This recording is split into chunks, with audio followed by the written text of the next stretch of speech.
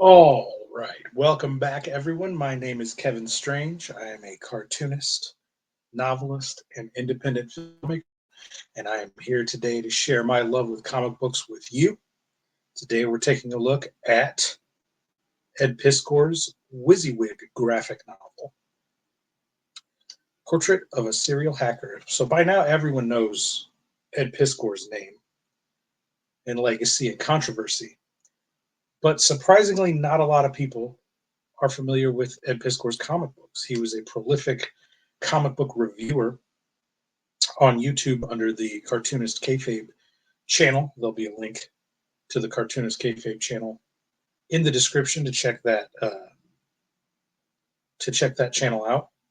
Thousands of hours of fantastic comic book reviews there, but not a lot of people are familiar with Ed Piskor the cartoonist. So we're going to take a look today at one of his cooler um, his cooler works.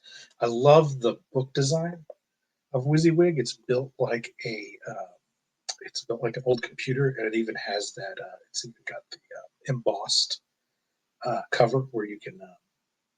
There's like a divot that runs here, and the computer screen is bubbled out, is embossed, and the floppy disk drive is also embossed and sat back into the actual book. So there's a tactile and this top shelf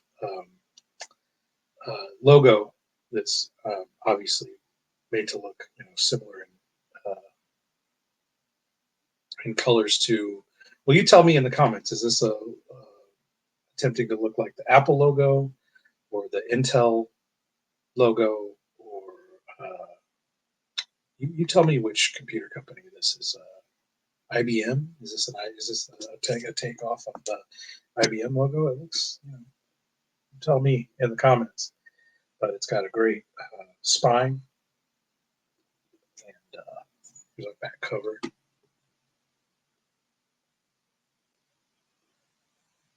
Description, pretty wordy description there on the back. Let's go ahead and dig in to Ed Piskor's WYZZYWIG. Those end papers we always talk about when we bust open these graphic novels.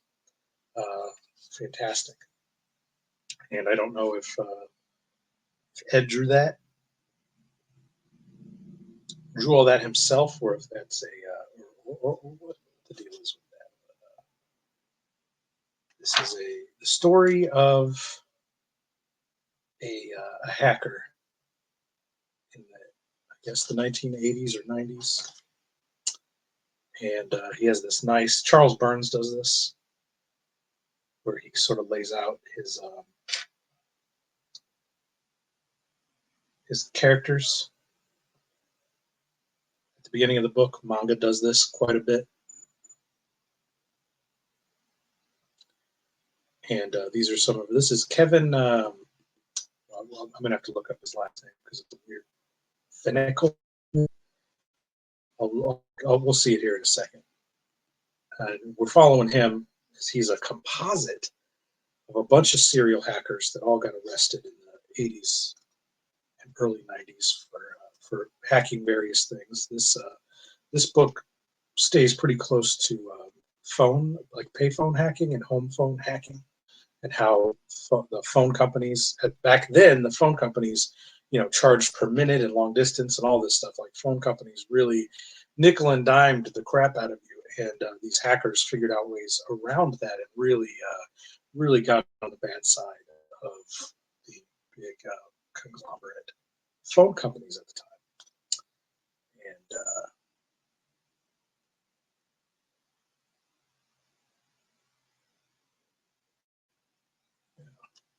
these are different. This is an Ed Piskor trope. Let's just talk. Let's go back a little bit before we get into the nuts and bolts of WYZZYWIG itself. Let's look at this, kind of 1010 style, minimalist cartooning style.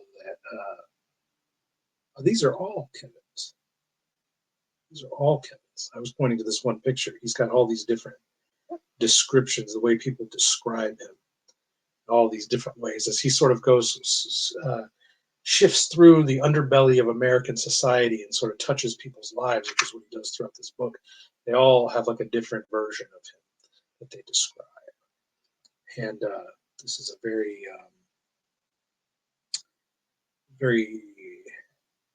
Charles Burns or Dan Clowes style, I would say, that Tintin style that they like. You know, me and my silhouettes. It's a great silhouette there of Kevin in jail. And then this is an Ed Piskor trope is having a question off screen, off camera, asked a series of characters that all give different answers. That's what's happening here. So we're sort of getting a description of, kind of getting an understanding of who this character is. And Winston Smith was his best friend growing up and sort of got involved in the hacking shenanigans alongside of him. And is now, later in life, a very popular disc jockey on the radio. And this is all, you know, a compilation of people listening to Winston's description. And we cut back to their childhood. And what is his hacker name?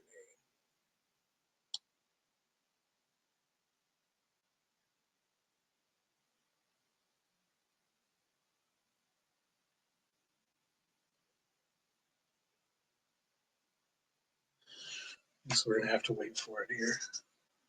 Maybe it's right here. Yeah, Boing Thump is the hacker name. It's Kevin Finnicle. I think I was right. Kevin Finnicle Jr. is the name of this character here, but he goes by Boing Thump. Is his hacker name, and we have all these various. This is Ed Piskor cartooning and listening to the show. He was actually inspired. Ed was inspired by a computer hacker program where they kind of go over this guy, this legendary hacker that had been in jail. They kind of go over his, like, all of his crimes and his infamy on this podcast program. And Ed was listening to it as he drew another comic, and that's what inspired WIZZYWIG. So this is just different characters and different characters listening to the radio show that all surround Boing Thump. Kevin Finnicle. And so this we sort of start at the beginning here, and we have Kevin and Winston as their kids, and Kevin first gets into the idea of hacking. And one of the things that Ed didn't want this to end up being was a talking head style comic, and so he comes up with all these creative ways of conveying his dialogue information, his exposition through very very different and visually interesting panels that aren't just one talking head. So often his characters are going to be walking and talking. This is a talkie comic, but it is a walkie-talkie comic where the characters are often walking around various neighborhoods, cities, pacing around inside houses and buildings, and just kind of keeping it moving. And Ed built this as a comic that could be, these panels are all exactly the same square style, so that he could stack the panels in different ways. As a web comic, he could stack it differently from this presentation, which is an awkward sized book. He could stack 2 on 2 on 2 and create 6 panels, or as a regular style comic book, he could stack it as 8 panels. He was proud of the ability to be able to sort of take this book apart and rebuild it. however he needed to, based on the medium he was publishing the book in. And as we talk about a lot on here, this is a grayscale comic, and he uses a lot of Ed uses a lot of the spotting of blacks to set the background into the pages, into the panels, so that the characters and backgrounds don't just sort of float together. It creates depth in the composition. We talk about that all the time when we look at books, especially when we look at black and white books. And Ed was very inspired by the Teenage Mutant Ninja Turtles and their use of duotone and duoshade, and so he likes this grayscale style.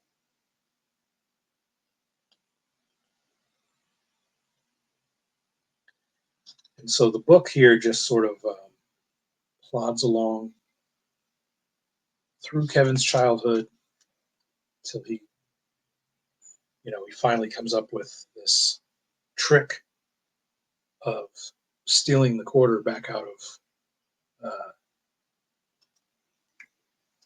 the phone booth, how to bullshit a pizza delivery place and get free pizza. So he didn't pay for the phone call and he didn't pay for the pizza, and he sort of realizes that well, he thinks he's going to make friends here, and he ends up getting punched in the face and having his pizza flipped because people, he has so much trouble identifying with and getting along with other people, other kids his age. And he sort of becomes a misanthrope. He becomes a loner. Sort of only has this one friend, Winston. And I like these. I like all these silhouettes here. Very well done. Nice moon, nice full moon in the sky. Silhouette of the trees in the house and the bus, and I like that spotlight. And then he's silhouetted in black. Gets into the house and he's silhouetted still. He's learning how to pick locks. He's just becoming like a hardcore misanthrope, and he is he's hacking life. He just wants to get one over on the world around him, the world that mistreats him and doesn't accept him for who he is, which is kind of a theme. And we'll go over this. Me and Dr. Ben are going to do an overview of Ed Piskor's career, and there'll be lots of videos that are going to be just highlighting particular Ed Piskor comics like this one. And we'll sort of return to that theme of Ed himself being kind of a loner and a misanthrope and wanting to kind of get one over on the world around him. And that is a theme that runs throughout his books. Here he's hacking into the trunk of a car, and he's getting these. He's stealing this this contraption. It's a phone. It's a phone hacking device. He steals out of the trunk of his car. And so we're growing up a little bit. He's getting a little older.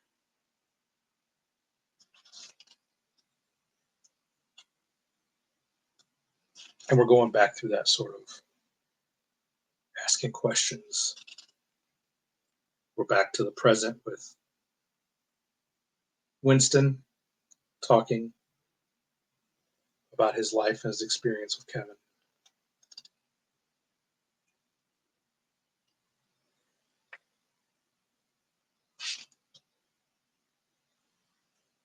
Every single panel in this book, I don't think, have we skipped any panel that isn't 6 grid? I think every single panel in this book is a 6 grid.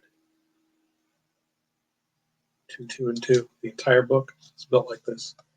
Every single one of these panels is a square, except for this. This one's empty, but it's same idea. Adding empty panels to the grid design is a really awesome composition. Makes it look really cool. See, we got 3 open. So we got 3 closed panels, 3 bordered panels, and 3 open panels. That's an awesome design. That looks really cool.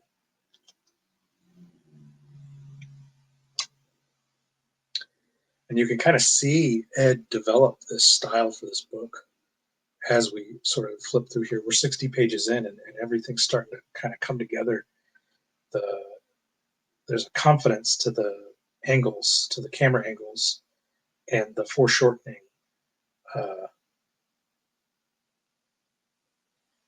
that's falling into place here that you don't see present in the initial pages of the book. He seems to really be finding his style here. I love the silhouetted houses in the background here, and then a grayscaled sky. Here he's utilizing that Robert Crumb style hatching, which I started to hear shortly after Ed's passing. People said that he was, most heavily influenced by like Robert Crumb and Underground Comics, which I don't necessarily see a lot of here, but it's starting to come in. And he's starting to do it instead of doing all of that. Instead of doing all of this, as because I see him more as being influenced by like Charles Burns, Daniel Klaus, and Kevin Eastman and Peter Laird from the Ninja Turtles. But you can start to see this Robert Crumb or Underground Comics influence creeping in. Instead of relying totally on duo shade and duotone here, he's starting to creep in with this heavy hatching, hallmark of Robert Crumb, who we will cover extensively on this channel and show. I love how the street here and then the skyline is spotted black, but then the actual buildings back there are white, solid white. Very cool. Very interesting design choice for that panel.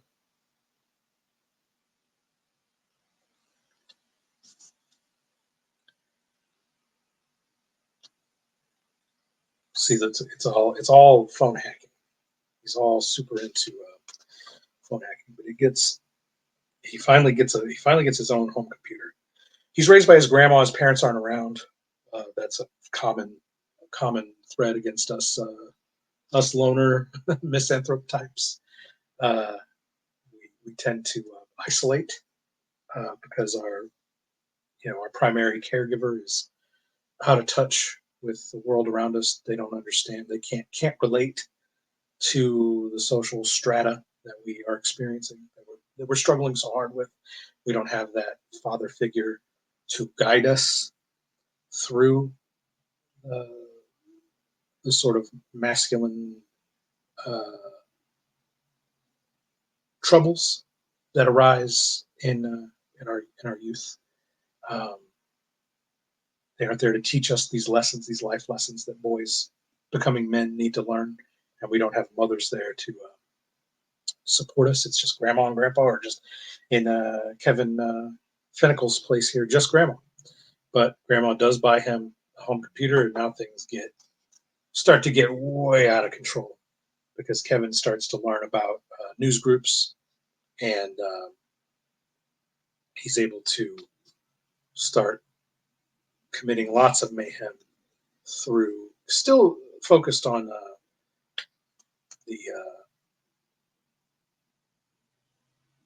the telephone companies. Um, they develop a Free Kevin is chapter 3, and they develop the sort of hacker world at large, or the nerddom at large, when Winston starts doing radio shows about him. He becomes this infamous figure in hacking, and this movement called the Free Kevin movement starts to spring up around him. More of this style of various characters answering the off-screen question. This is a trope, a Ed Piskor trope that will continue throughout his entire career, all the way up to Switchblade Shorties, his final webcomic.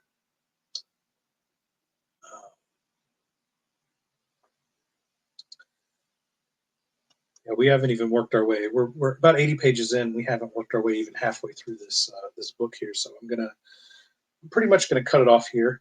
And if you guys, as always, if you guys like what you're seeing here with WYZZYWIG, um, follow that link in the description to the Cartoonist Kayfabe channel, and there'll be various ways to pick up. You can pick up a lot of Ed's work on Amazon and eBay, fairly reasonably priced. I find him in quarter bins, which is dollar bins, which is going to lead us to the end of our show. As always, you can follow me on Patreon. I have a link to my Patreon in the description below, where you can read all of my comics, novels, and watch my feature films. Almost 20 years worth of content there from yours truly. If you enjoy the type of books that I like to review here on this channel, you would also like the kind of books that I write, draw, and the films that I make. So check that out. And we're also going to put exclusive review videos on the Patreon, and you will also get early access to these videos before they go out to YouTube proper. So for only $3 a month, that's a steal from the content that you're going to get here on this channel. And until next time, guys, I'll see you at the dollar bin.